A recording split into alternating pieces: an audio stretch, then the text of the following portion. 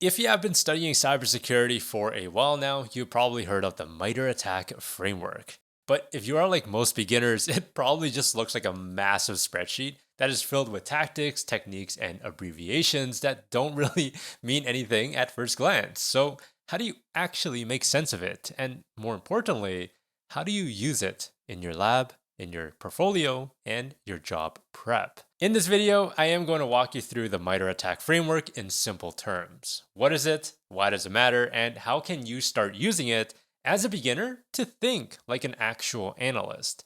If this is the first time that we're meeting, hello, my name is Steven, and I run a community called the MYDFIR SOC community that helps aspiring SOC analysts get hands-on experience through real investigations using frameworks like the one that we're talking about today. So what exactly is the MITRE-ATT&CK framework? Well, it's essentially a knowledge base, but instead of listing out vulnerabilities or CVEs, it maps out how an attacker actually behaves once they are inside the network step by step.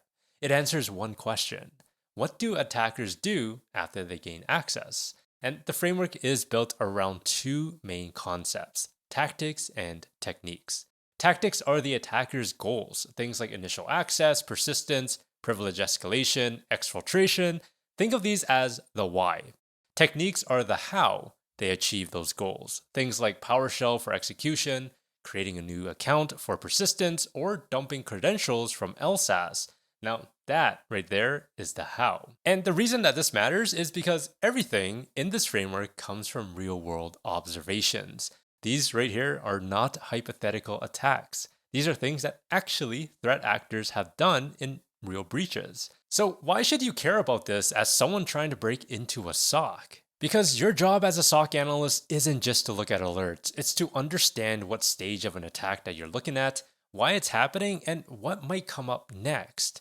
MITRE helps you zoom out. Instead of treating every alert as an isolated event, which please don't, you can then look at it and say, hey, this isn't random, this is actually privilege escalation using a known technique. It gives the structure to your investigations. Now, let me show you what I mean. Let's say you get an alert for an encoded PowerShell command in Defender for Endpoint. So you go ahead, check the logs, and you're like, whoa, that is base64 encoded PowerShell, all right? Being launched through CMD. Now, if you know the MITRE-ATT&CK framework, you can immediately map that to the technique of command and scripting interpreter, specifically PowerShell, which falls under the execution tactic. Now, let me pull this up really quickly so you can actually see what I'm talking about. So this right here is what the technique page looks like. You got the description at the top, real world examples of threat groups that actually use this technique. And if you scroll down, you've got detections, recommendations, and mitigations. This is all free. MITRE is literally telling you what to look for in your logs. And once you know that this page exists, you are going to keep coming back to it. Now, instead of just closing the alert or writing suspicious PowerShell detected, you can then start asking better questions. Was this part of initial access? What ran before or after the command? And did it try to establish persistence? Was there any lateral movement? MITRE turns your investigations into pretty much a story. You're not just looking at a single alert anymore, you are connecting the dots across the entire attack chain. Now, Microsoft Defender for Endpoint helps you with that, but imagine not having that, right? And when you do get an interview and you can explain an incident using MITRE language, hiring managers will notice because it does show you that you're not just guessing, you're operating with a framework, right? And everybody loves frameworks. You're thinking with structure. So how do you actually start using MITRE-ATT&CK as a beginner? Well, here is what I would recommend. First, pick one common alert type, something like suspicious login, a malware detection, or a script execution. Just one. Then head over to the MITRE-ATT&CK website and find a technique that maps to that alert. Read the description, look at the real-world examples, and check the detection recommendations, just like I showed you. Next, practice mapping that alert to the technique in your own reports. If you are doing labs, if you're working through a CTF, start including the MITRE mapping in your write-ups. It doesn't have to be super complicated or fancy. Just note the tactic, the technique, and a short explanation as to why you mapped it that way. And then build yourself a personal technique tracker. This can be anything, honestly. Maybe a Notion page, a spreadsheet, or even handwritten notes. But every time you encounter a new technique in your lab or in a CTF, go ahead and add that into your tracker.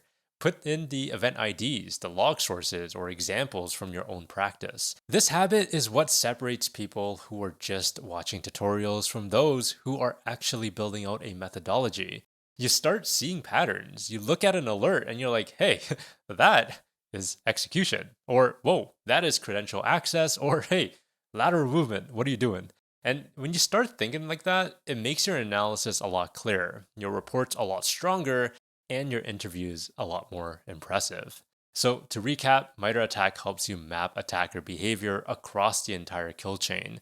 It gives you structure to your alerts, your investigations, and even your reports. You can use it in your lab, your portfolio, and your interview prep. And the more you practice with it, the more natural it becomes. I put together a free 30-day Kickstarter guide that covers investigation fundamentals, mapping alerts to MITRE techniques, and how to document your findings.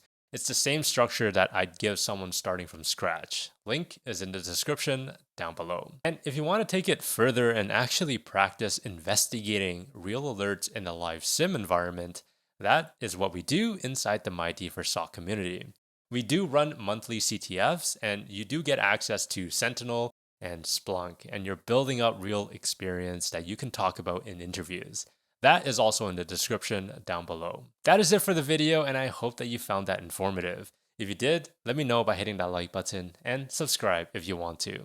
Remember to stay curious and do things differently.